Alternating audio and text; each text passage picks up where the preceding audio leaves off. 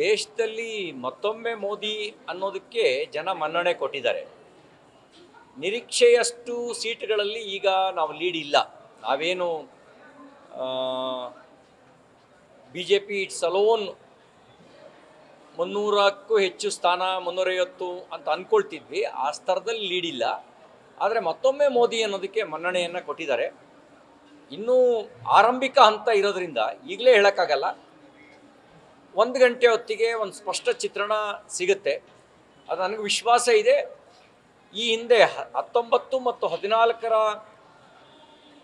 ಈ ಚುನಾವಣೆ ಸಂದರ್ಭದಲ್ಲೂ 10-11 ಗಂಟೆಗೆ ಇದೇ ಥರದ ವಾತಾವರಣ ಇತ್ತು.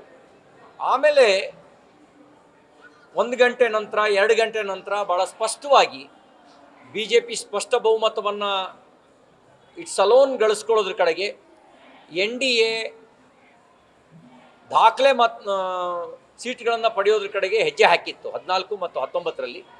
ಈಗಲೂ ಹಾಗಾಗುತ್ತೆ ಅಂತಕ್ಕಂಥ ವಿಶ್ವಾಸ ಇದೆ. ಈಗಲೇ ಯಾವುದೇ ಒಂದು ಕ್ಷೇತ್ರದ ಬಗ್ಗೆ ಹೀಗೆ ಅಂತ ಹೇಳೋದು ಸೂಕ್ತ ಅಲ್ಲ. ಕರ್ನಾಟಕವೂ ಸೇರಿದಂತೆ ದಕ್ಷಿಣದಲ್ಲಿ ಮತ್ತೆ ಭಾರತೀಯ ಜನತಾ ಪಾರ್ಟಿ ಮತ್ತು ಎನ್ ಡಿ ಎ ಕಡೆಗೆ ಒಲವನ್ನು ತೋರಿಸಿರೋದು ವ್ಯಕ್ತ ಆಗಿದೆ. ಆಮೇಲೆ 12-1 ಗಂಟೆ ಮೇಲೆ ವಿವರವಾಗಿ ಚರ್ಚೆ ಮಾಡ್ತೀನಿ ನಿಮ್ಮ ಜೊತೆ. ನ್ಯೂಸ್ ಫಸ್ಟ್, ನಿರ್ಭೀತಿಯಿಂದ ನಿಮ್ಮ ಪರವಾಗಿ.